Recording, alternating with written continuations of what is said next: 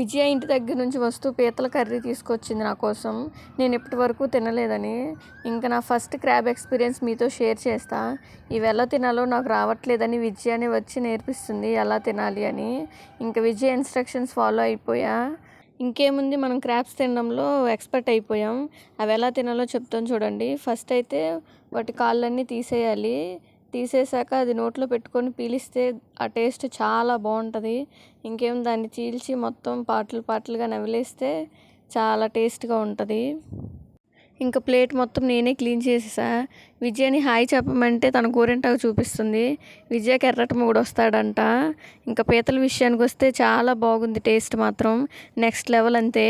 ఖచ్చితంగా మళ్ళీ ట్రై చేస్తా. మీరు క్రాబ్స్ తిన్నారా? మీ ఫస్ట్ ఎక్స్పీరియన్స్ ఏంటో కమెంట్ చేసేయండి. అలాగే ఇప్పటి వరకు తినని వాళ్ళు కూడా కమెంట్ చేసేయండి.